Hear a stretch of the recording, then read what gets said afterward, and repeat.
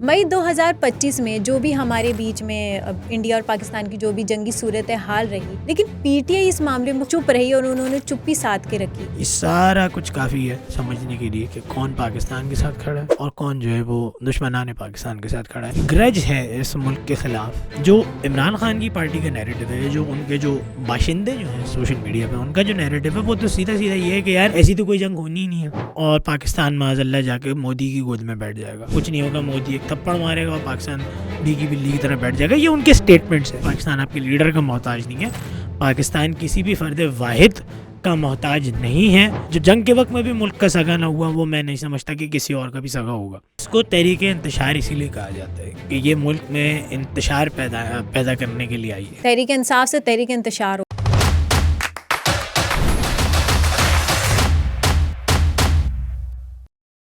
अस्सलाम वालेकुम, मेरा नाम है जूनी शेख और आप लोग देख रहे हैं बेबाक डिजिटल। मेरे साथ हैं मेरे दो जरिए। आप कैसे हैं? आप? अल्लाह का शुक्र। मई 2025 में जो भी हमारे बीच में इंडिया और पाकिस्तान की जो भी जंगी सूरत हाल रही, उस पर सारी कौम जो है वो मुत्तहद होकर खड़ी रही। सबने इस बारे में कोई ना कोई बात की, लेकिन पीटीआई इस मामले में चुप रही और उन्होंने चुप्पी साध के रखी। इस बारे में आपकी क्या राय है? बिस्मिल्लाहिर्रहमानिर्रहीम। लेकिन इसके बारे में एक ही राय है कि जो पाकिस्तान का बयानिया आगे पेश कर रहा था, जो पाकिस्तान के लिए बढ़ चढ़ के नारे भी लगा रहा था, दुआएं भी कर रहा था और उनका साथ भी दे रहा था, फ़ौज के हम आंग होके लड़ भी रहा था दुश्मन से, वो पाकिस्तान के साथ है। और जो इस किस्म की बातें कर रहा था कि ऐसी कोई जंग नहीं होगी, ये तो अब जाके माज़अल्लाह मोदी की गोद में बैठ जाएंगे। और कुछ लोग जो सोशल मीडिया पे कह रहे थे कि इस्टेब्लिशमेंट के बंदों से मेरी बात हुई है और ऐसी कोई जंग नहीं होने वाली, ये सिर्फ जो है वो ड्रामेबाजियाँ कर रहे हैं, वो फिर हमें साफ पता लग गया कि किसके साथ खड़े हैं। तो इसमें सीधी सीधी सी जो एक क्लियर कंसाइज एक डिसीजन निकल रहा है, एक बात निकल रही है, वो ये निकल रहा है एक आकिल बालिग आदमी के लिए। ये सारा कुछ काफ़ी है समझने के लिए कि कौन पाकिस्तान के साथ खड़ा है और कौन जो है वो दुश्मनाने पाकिस्तान के साथ खड़ा है। और 2 और 2 4 की तरफ ये चीज़ वाज़ेह हो चुकी है कि कम से कम पीटीआई पाकिस्तान के साथ तो नहीं खड़ी हुई। मुल्क में सियासी इख्तलाफात होते रहते हैं, वो हर मुल्क में होते हैं। आपस में लोग लड़ते हैं, इख्तलाफ रखते हैं एक दूसरे की बातों पर, लेकिन अपने ही मुल्क के ख़िलाफ़ कौन इख्तलाफ रख सकता है? मैं इसको इख्तलाफ नहीं रखूँगा, मैं समझूँगा, मैं नहीं समझता कि ये इख्तलाफ है। ये वो ग्रज है इस मुल्क के ख़िलाफ़, ये वो बयानिया है दुश्मन का जो वो बढ़ाना चाह रहे हैं, मैं ये समझता हूँ। और देखिए, मैंने पहले भी बहुत मरतबा इस प्लेटफॉर्म से बैठ के ये बात करी है कि इख्तलाफात होना, दो इंसानों का या दो ग्रोहों का आपस में इख्तलाफात होना एक बड़ा फितरी अमल है। दीन इस्लाम में भी इसकी गुंजाइश है, हमारे मुल्क के कानून में भी इसकी गुंजाइश है कि आप इख्तलाफ रखें, 100 दफ़ा रखें। बिल्कुल। उसका एक दायरा होता है, उस दायरे को अनलेस अगर आप पार नहीं कर रहे, अनटिल अनलेस उस दायरे के अंदर रहते हुए आप इख्तलाफ कर रहे हैं, तो इख्तलाफात का होना एक माशरे के लिए एक बड़ा हेल्दी साइन है। क्योंकि उससे इस चीज़ की अक्कासी होती है कि यहाँ पे मुख्तलिफ़ सोच के लोग रहते हैं, मुख्तलिफ़ ख़यालात के लोग रहते हैं जो चाहते हैं कि हमारा ख़याल इस मुल्क में प्रिवेल करे, and which is completely fine as a country, as a nation. I think it is completely okay.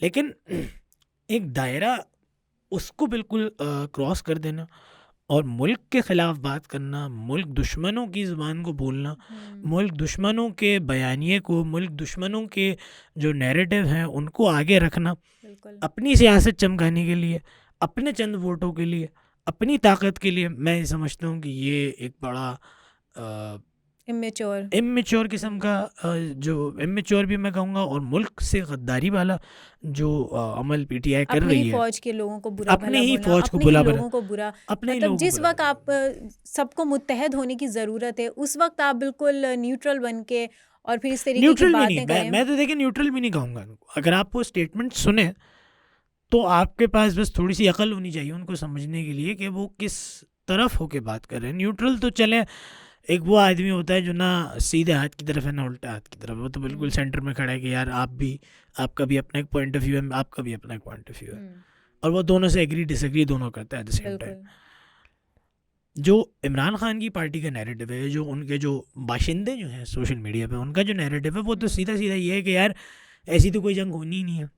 और जंग के बाद जो है वो सारा क्रेडिट फिर उनको चला गया, पता नहीं कैसे। मुझे ये तो ये समझ में नहीं आया आज तक कि इधर से DGISPR साहब ने सोशल मीडिया वॉरियर्स को अप्रिशिएट किया इस जंग में, इस सारे जंग में पाकिस्तान का साथ देने की वजह से साथ देने पे उन्होंने सारा अप्रिसिएशन दी उनको।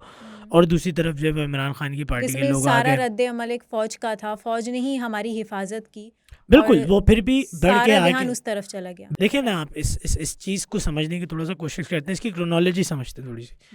जब ये सारा जंग वाला मामला अनफोल्ड हो रहा था, जब इंडिया आए रोज़ हमारे ऊपर अटैक कर रहा था, 6-7 को उन्होंने अटैक किया, फिर 9-10 को भी 9-10 की दरमियानी शब को भी उन्होंने अटैक किया।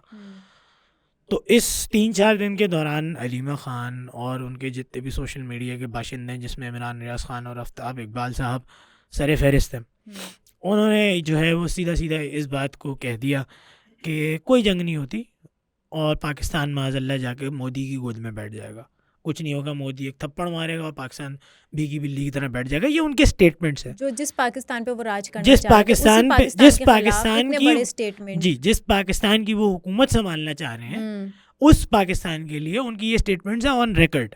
ठीक है, अच्छा जी, हो गया। अब जब पाकिस्तान ने मुंह तोड़ जवाब दिया और फिर उसके बाद DGISPR ने आके पाकिस्तानियों का शुक्रिया अदा किया, पाकिस्तान के सोशल मीडिया वॉरियर्स का शुक्रिया अदा किया कि उन्होंने इस जंग में कितना मुस्बत किरदार अदा किया फ़ौज की हौसला अफजाई में और इस जंग को ओवरऑल जीतने में। तो उस हौसला अफजाई का, उस सोशल मीडिया वॉरियर्स का जो सारा क्रेडिट था वो इमरान खान की पार्टी ने अपने ऊपर ले लिया कि हमने लोगों को सोशल मीडिया पे एक्टिव किया। तो मैं ये समझता हूँ कि जो पाकिस्तान के ख़िलाफ़ बोल सकते हैं वो लोगों को कैसे एक्टिव कर सकते मुझे हैं? नहीं समझ में आ रहा कि उन्होंने किस तरीके से एक्टिव किया, बल्कि I was actively using social media during those days. और अगर कहीं से भी फ़ौज के बारे में या मुल्क के बारे में कोई बुरी खबर मुझे या कोई झूठी खबर मुझे नज़र आई है तो वो ज़्यादातर PTI के ही हमारे साथी थे जो ये कह रहे थे। साथी तो मैं उनको नहीं कहूँगा, जब आप मुल्क के साथ नहीं हैं तो मैं आपको साथी तो नहीं कहूँगा, खैर। लेकिन ये नाजुक घड़ी के दौरान, नाजुक घड़ी में भी जब आप अपने अंदर के नुक्स निकाल लें, और ये तो मेरे ख्याल है बहुत सारे मेन स्ट्रीम न्यूज़ चैनल से भी हमें ये चीज़ देखने को मिल गई कि यार इस वक्त जो है ना वो लड़ने का वक्त नहीं है आपस में। ये वो वक्त था कि जब हमें मुत्तहिद होना था, और अल्हम्दुलिल्लाह हमारी 95% कौम या 99% कौम मुत्तहिद थी, सिवाय इन लोगों के जो मुल्क के ख़िलाफ़ बोल भी रहे थे, फ़ौज के ख़िलाफ़ बोल भी रहे थे। माज़अल्लाह फ़ौज के लिए उन्होंने ये भी कह दिया था कि फ़ौज मोदी की गोद में जाके बैठ जाएगी। ये सारे वो स्टेटमेंट्स हैं जिन्होंने खुद दिए हैं। इनमें से कोई भी बात, वही बात है ना, नकल कुफर।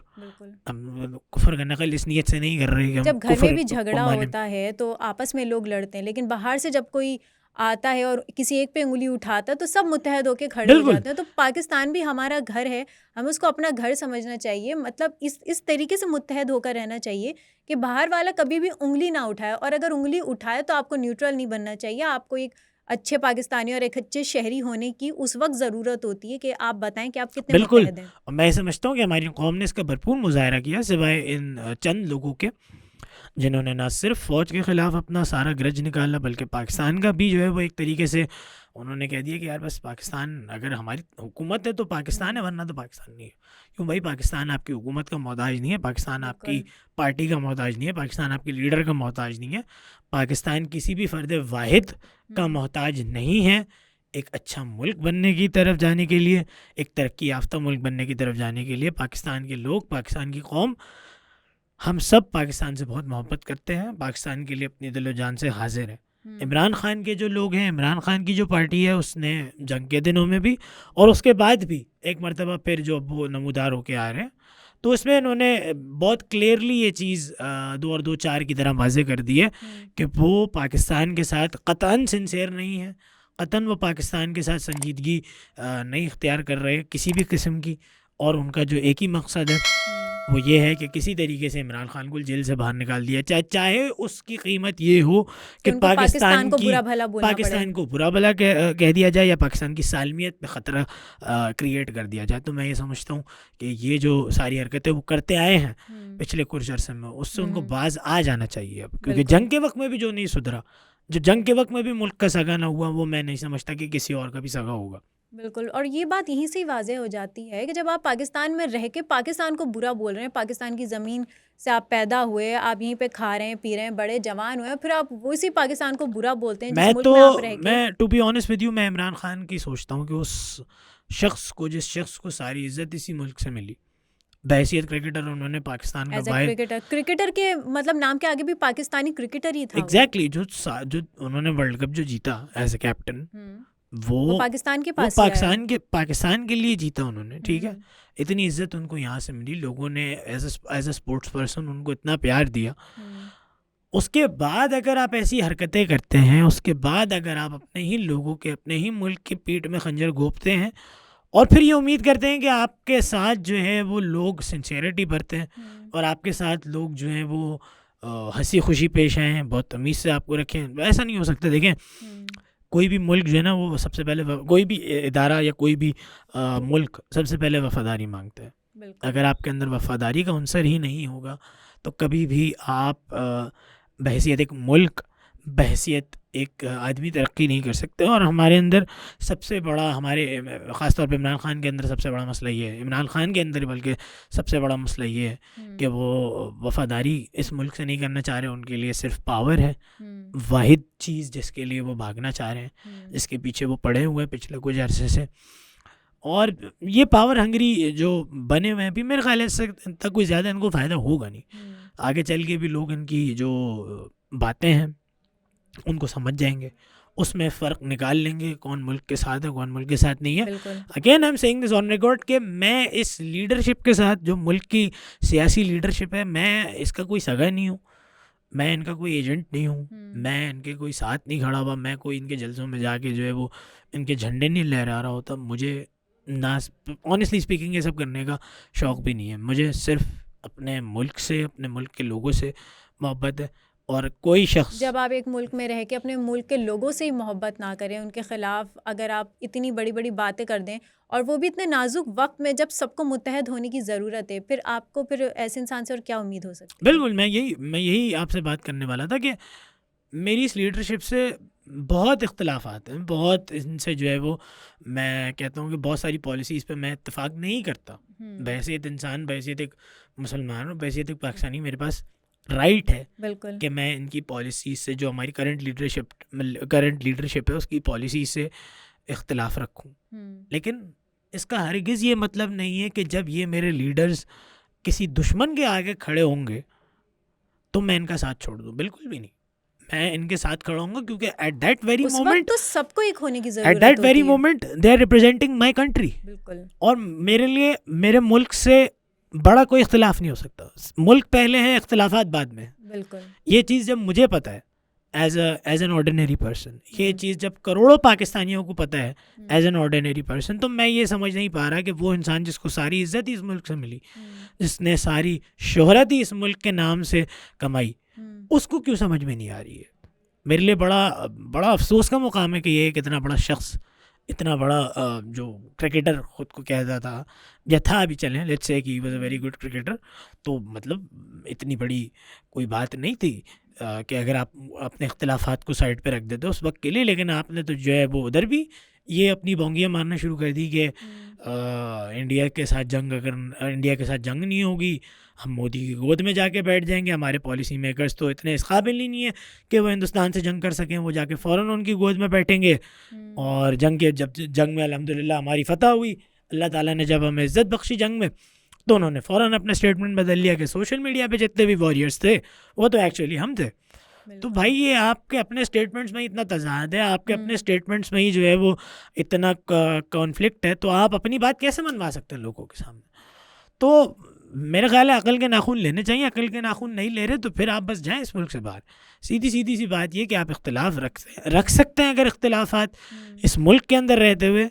पाकिस्तान का अफसोस तो ये है कि उस टाइम पे जब जितने लोग इख्तिलाफ रखते थे, जो भी आपस में जो भी लड़ाइयाँ थी, वो सब उस वक्त मुत्तहद हो गए थे। इवन हमने अपने लोगों में भी ये चीज़ देखी कि जब पाकिस्तान का नाम आया, पाकिस्तान की बारी आई, तो सब पाकिस्तान पाकिस्तान चिल्ला रहे थे। कोई ये नहीं था कि कोई किसी पार्टी का नाम ले रहा हो या किसी पार्टी का नाम ले रहा हो। सबके ज़बानों पे बस एक ही चीज़ थी, सिर्फ पाकिस्तान और हम पाकिस्तानी हैं और हमें ये जंग जीतनी है। लेकिन एक तरफ वो अलग थे उनका पाकिस्तान के खिलाफ ही वो खड़े हो गए, वो पाकिस्तान के बारे में इस तरीके की इसको बातें करनी तहरीक शुरू कर दी। इंतशार इसीलिए कहा जाता है कि ये मुल्क में इंतशार पैदा करने के लिए आई है। तहरीक इंसाफ से तहरीक इंतशार हो तहरीक गया। इंतशार है ये, बिल्कुल तहरीक इंतशार है, इसमें कोई दो राय नहीं है, क्योंकि ये लोगों के अंदर एक इख्तिलाफी जो एक करंट है वो छोड़ती है बार बार कि यार नहीं जंग हो रही है, लेकिन हकीकत ये है, और आएंगे भी ऐसे जैसे दुनिया के सबसे बड़े कुछ सच जो हैं, दुनिया के जो कुछ सीक्रेट्स हैं वो सिर्फ इन्हीं को पता है कि ये जंग हो रही है, इसको आप साइड में करें, हम आपको बता रहे हैं कि एस्टेब्लिशमेंट के कुछ लोगों से हमारी बात हुई है, कोई सीक्रेट्स जंग तो वो होते हैं जो आप किसी से रिवील ही नहीं करते हैं। मतलब सीक्रेट्स तो ऐसे किसी कोई बहुत बड़ी कोई चीज होने वाली होती है उसके लिए आप बचा के रखते हैं। ये पता फिर नहीं ये क्या सीक्रेट्स करते तो हैं, अगर आप ये सबने बता दिया तो सीक्रेट है, तो मतलब हुआ ही नहीं। इमरान रियाज खान अपने आप को सहाफ़ी कहते हैं, अपने आप को वो बहुत बड़ा कोई क्या बोलूँ मैं इंटेलेक्चुअल आदमी कहते हैं, वो ये कह रहे हैं कि मेरी इस्टेब्लिशमेंट के अंदर के बंदों से बात हुई है कि कोई जंग नहीं हो रही है। यार कुछ अल्लाह का खौफ करो मेरे भाई, कुछ आप सीनियर हैं मेरे, हमारे यहाँ कैसे लोग हैं, कैसे मतलब आप इस वक्त में ये कह सकते हैं कि आपने आके क्लेम कर दिया absurdly कि यार मुल्क तो जंग हो ही नहीं रही यार, ये तो बस इस्टेब्लिशमेंट के बंदों से मेरी बात हुई, इस्टेब्लिशमेंट के बंदों से बात हुई है तो आपके इस्टेब्लिशमेंट के बंदों से बात हुई अभी है ना। इतने नाजुक सूरत हाल चल रही है, और मुसलमानों के अगर खिलाफ लोग खड़े देखें हैं। सबसे बड़ी बात ये कि अगर आपके इस्टेब्लिशमेंट के बंदों से इतनी अच्छी बातचीत होती तो इन द फर्स्ट प्लेस आप कभी भी जो है ना वो फरार नहीं होते, आप इस मुल्क के साथ सिंसियर रहते हैं।